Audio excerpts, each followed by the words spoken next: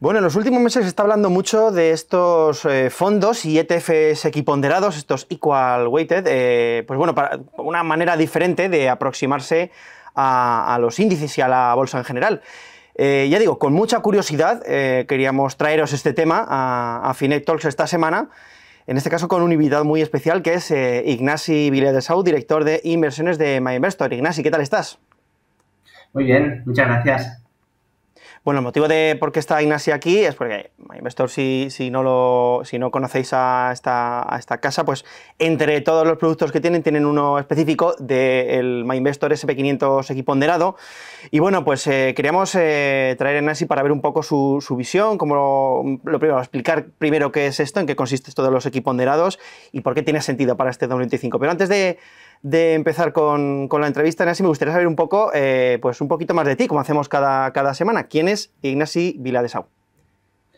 Bueno, pues yo estudié ingeniería en su momento, pero nunca he ejercido. O sea, el título de aeronáutico lo tengo por ahí colgado, pero pues por desgracia o por suerte nunca he ejercido. Yo empecé mi carrera en JP Morgan en Londres haciendo banca de inversión. Eventualmente migré más a gestión de activos con varias casas, PIMCO, que es un poco más renta fija en filosofía, y luego BlackRock, que es bastante más multi-asset, ¿no? Es una gestora muy grande siempre en Londres. Y hace unos cuantos años, pues con el proyecto MyInvestor, volví hacia España, un proyecto muy interesante, que podemos hablar horas, pero básicamente creo que es una idea muy buena de traer la idea de gestión automatizada y de democratizar las inversiones a España. Así que aquí estoy de director de inversiones de MyInvestor. Genial. Un día tendremos que hablar de la cantidad de ingenieros que hay en el mundillo de las finanzas, ¿eh? Y igual te damos un toque, Ignasi, y hacemos un debate de qué está pasando aquí. Pero bueno, oye, igual ese sentido analítico igual os ayuda algo, ¿no? Yo creo que sí. La verdad es que en mis compañeros de Londres había un buen mix entre gente un poco más de economía y gente un poco más matemática. Pero siempre está bien tener de todo, ¿eh? Yo nunca apostaría a todo ingenieros. Genial. Bueno, ya digo, estamos viendo bastante interés por parte del inversor y también estamos escuchando algunas gestoras ir diciendo que esta mega concentración que estamos teniendo creciente en las 7 magníficas y demás, tanto en Estados Unidos también en otras partes del mundo, pero especialmente en Estados Unidos, esta concentración está haciendo que sea un poco más interesante pues invertir a lo mejor quizás en otro tipo de índices. Antes de nada, claro, el SP500, estos índices de capitalización, que digo, se van concentrando cada vez más, o al menos esto es lo que nos ha ido diciendo en los últimos años. Está bien cuando las cosas van bien, pero a la vez hace que invertir en indexados igual a veces como que sea, no sé cómo decirlo, más arriesgado o un pelín menos diversificado, ¿no? No sé cómo sería. ¿Cómo lo ves, Ignasi? Sí, o sea, lo primero es entender si esta concentración es real o no, ¿no? Porque a veces hay narrativas en el mercado y dices, ostras, pues no me acaban de encajar. Igual venden, pero no encajan. En este caso sí, la concentración es cierta y un poco describirla, ¿no? Porque es una concentración en un sector tecnológico, ¿no? Que, como dices, pues en Estados Unidos representa más del 30% del índice, mientras que en Europa representa un 10, más o menos. O sea que ciertamente hay una concentración sectorial. Luego, una capa más abajo, también una concentración en nombres, que yo creo que esto también es relevante, ¿no? Podrías tener una concentración sectorial, pero tener 100 empresas que representan ese sector, pero la realidad es que básicamente son unas 10.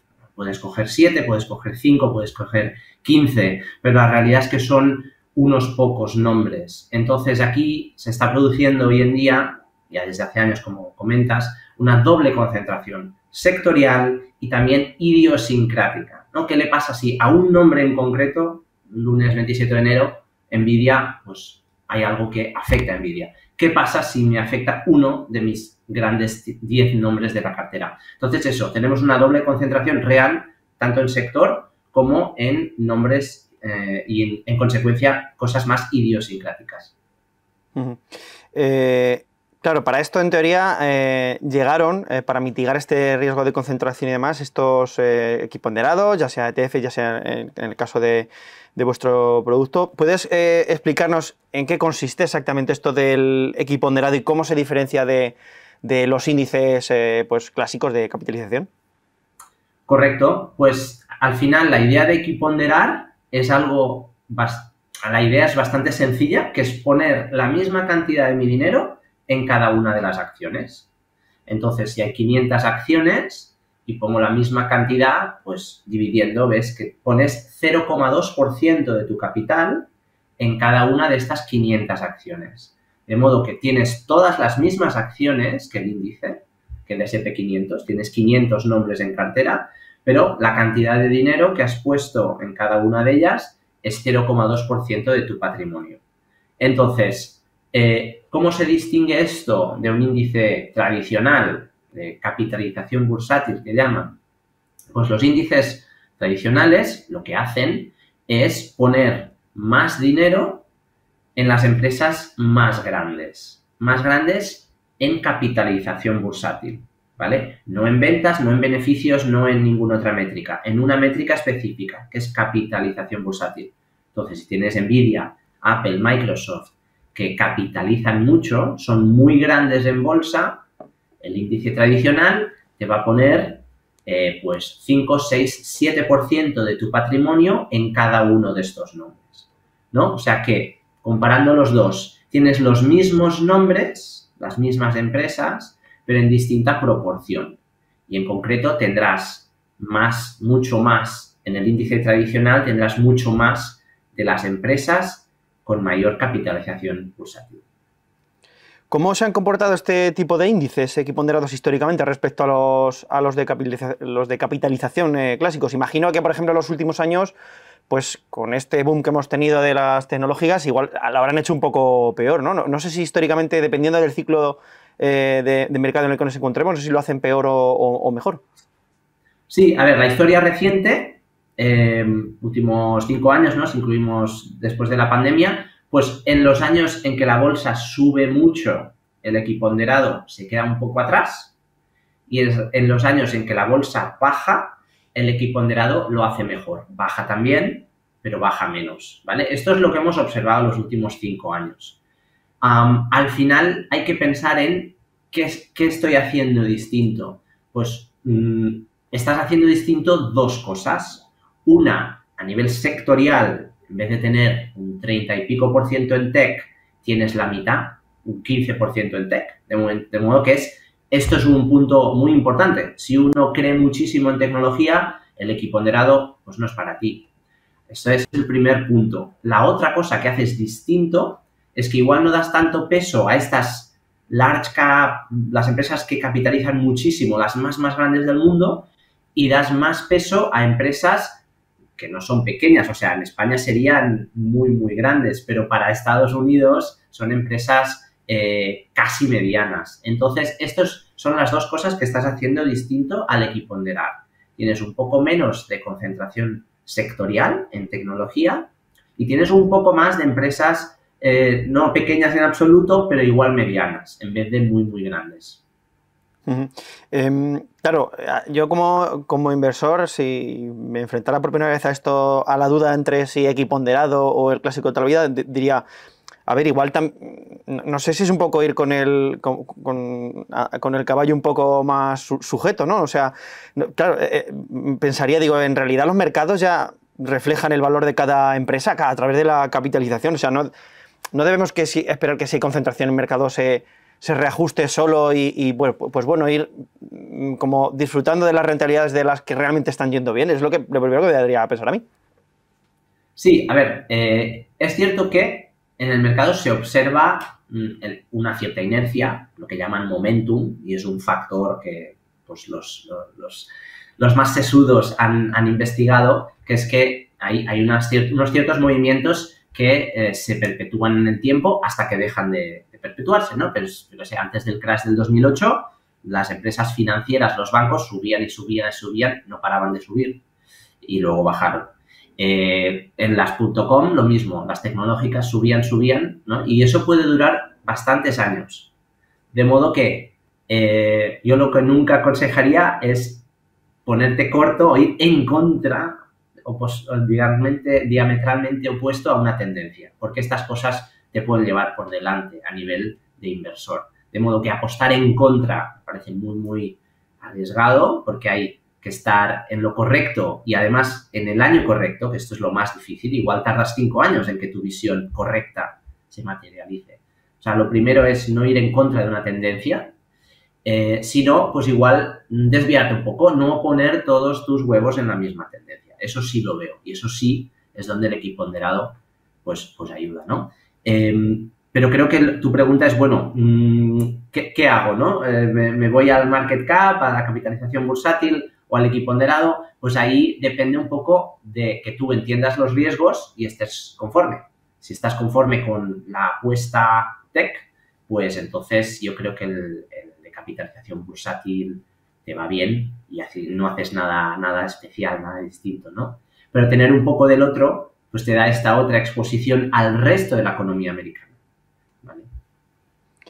Claro, muchos incluso seguramente de nuestros oyentes que ya son gente ya tiene ese feeling y claro, dice, igual de un equipo ponderado, a lo mejor yo puedo seguir con mi índice de capitalización, mi S&P 500 de toda la vida, y a lo mejor complementarlo con otra cosita de small caps o de mid caps, o no sé si esto tiene también cierto sentido, es otra forma de aproximarse a esa tendencia sin necesidad de tener que equiponderarse, o ¿cuál sería la diferencia entre eso que estoy proponiendo y una equiponderación pura? Sí, a ver, tenías que pensar bien los pesos, porque al final la equiponderación pura pues te da eso, este 0,2 de Nvidia, de Meta, de todas estas tecnológicas. Es un poco distinto. Podrías llegar a una cartera bastante balanceada con eso, añadiendo mid caps, añadiendo small caps, pero el sesgo sectorial pues ahí está, ¿no? Yo ahí lo que mencionaría, que es una cosa que es verdad que se menciona en el pasado, oye, en los años 80 y 90, también si mirabas las empresas más grandes, representaban un porcentaje muy grande del índice. Y eso es cierto. O sea, en 1980, 90, incluso los 2000, 2010, pues mirabas las top 10, eran un porcentaje muy elevado del índice. Pero la diferencia es que hoy en día todas pertenecen al mismo sector. Sector tecnológico o ahora a Google le llaman servicios de comunicación, pero bueno, todos sabemos que Google es tech, ¿no? Entonces, eso es muy distinto del pasado, donde tenías pues un supermercado, una energética, tenías un banco, tenías uno de salud. Es decir, ¿ha habido concentraciones en el pasado? Sí, pero eran multisectoriales. Tenías 10 empresas muy grandes de sectores distintos. Entonces, lo que es distinto hoy es esta concentración de tech. Esto no lo puedes evitar fácilmente añadiendo small caps, ¿vale? Es solo un matiz que quisiera yo. O sea, esa concentración sectorial sería incluso más arriesgada o más a tener en cuenta que simplemente sea una concentración en empresas, ¿no? Viendo un poco, que, claro, si hay algún problema con las tecnológicas, caen todas de golpe, no, esto es así. Correcto. A ver, mi visión personal es que las tecnológicas son buenos modelos de negocio, o sea, no hay ningún problema con el business model. Es todo un tema de expectativas, a mi entender, ¿eh? Y eso, ¿cómo lo pienso yo? Pues cuando ves los márgenes empresariales de las tech, están a niveles muy elevados, más elevados que el pasado. Es decir, de cada $100 que entran por arriba en ventas, hay mucho que llega al accionista. Hay unos 26 céntimos, ¿no? Un margen empresarial del 26%. Esto está por encima del promedio histórico. Es decir, que están generando beneficios por encima de lo habitual. La pregunta es si esto es sostenible o no. En un mercado capitalista sin barreras de entrada, lo que diría Adam Smith, ¿no? El teórico, es que pues entran nuevas empresas y los márgenes vuelven a converger. Son positivos y muy elevados, márgenes del 20%, pero no del 26%. Entonces, lo que estoy diciendo son empresas muy buenas, es un sector muy bueno, pero oye, estamos descontando que estos márgenes van a ser anormalmente elevados durante muchos años, casi a perpetuidad. Y esto es lo que igual parece un poco demasiado. ¿Qué pasa si se corrigen los márgenes? Pues se corrige un poco la valoración, pero no estoy diciendo que esto para mí no es una burbuja, no es un .com Es simplemente que igual pues, se van a corregir un poco las valoraciones, pero no son malos modelos de negocio. Uh-huh.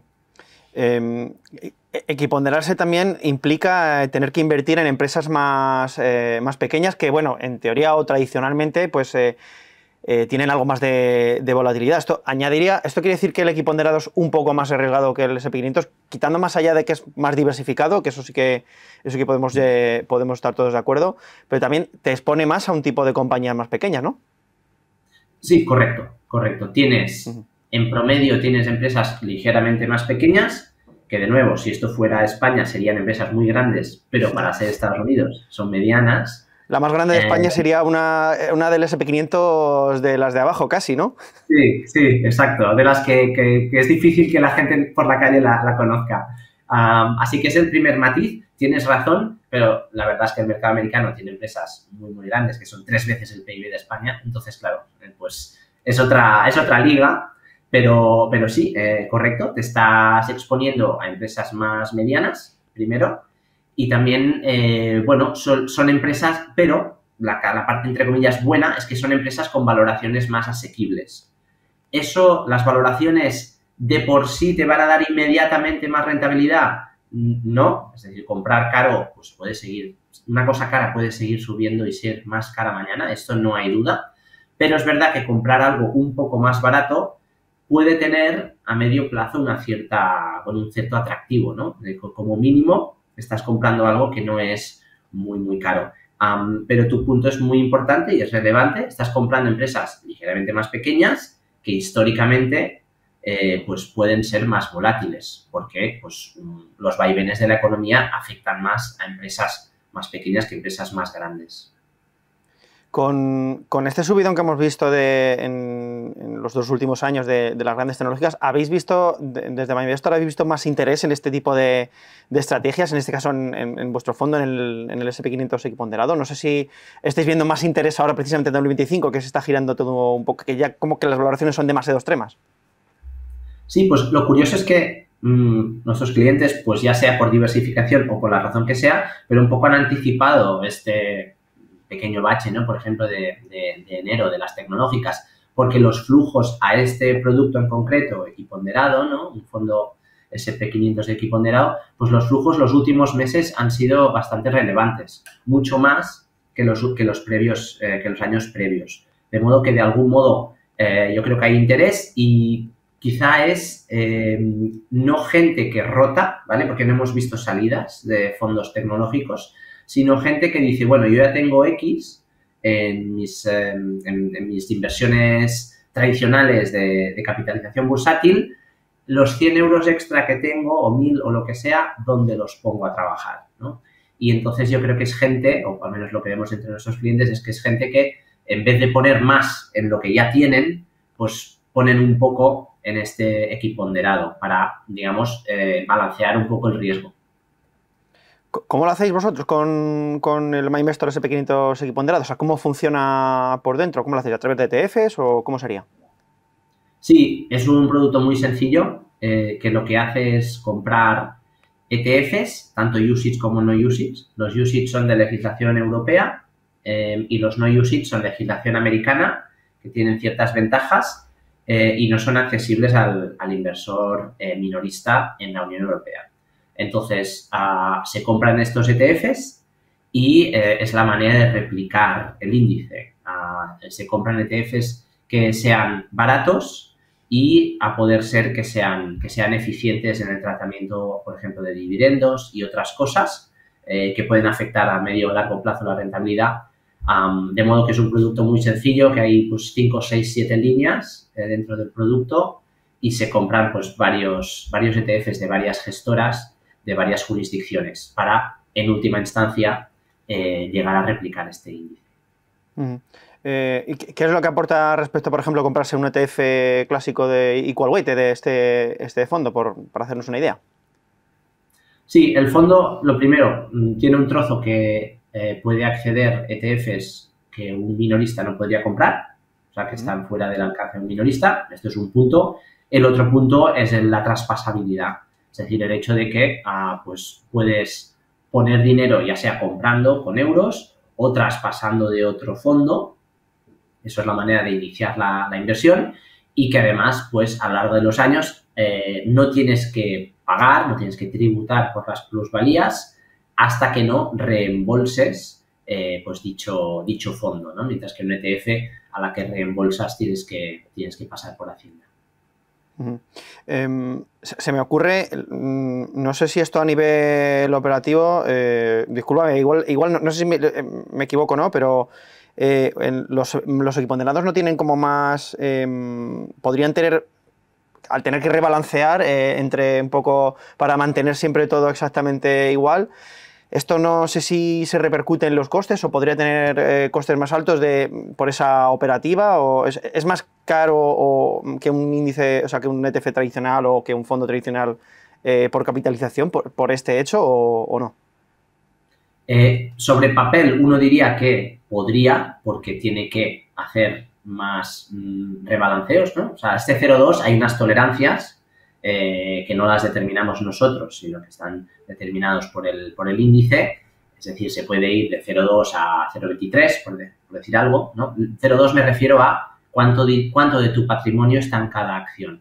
Pues se empieza en 0,2% y puede oscilar con los movimientos naturales del mercado, ahí no hay gestión activa, pero periódicamente las gestoras de los ETF subyacentes rebalancean. Entonces, lo que tú mencionas es correcto, este proceso de rebalanceo ocurre más frecuentemente, pero al final lo que acaba pasando es que siempre compras lo que más ha bajado y vendes lo que más ha subido. Entonces, depende de qué gana, ¿no? El hecho de que haces más trading, haces más operaciones, pero también estás comprando barato y vendiendo caro. Entonces, las dos cosas surgen un efecto en el índice y no está claro. O sea, a veces puede producirse. En un mercado oscilante, pues va a ser mucho mejor porque vas siempre comprando en el mejor momento. En un mercado que va subiendo, pues, y que es muy, muy direccional y concentrado, pues ahí hubiera sido mejor no tener estos rebalanceos, ¿no?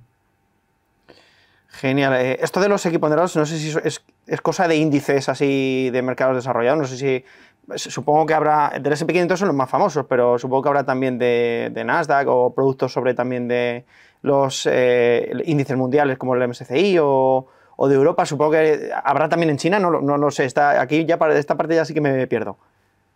Sí, a ver, el S&P equiponderado, como tú dices, es quizá el más conocido, tiene más de 25 años de historia. O sea, no estamos hablando, decimos un producto nuevo porque claro, en España es nuevo, pero hay gente en Nueva York que podrían ser mis padres y ya tenían, ¿no? Es un ETF del equiponderado.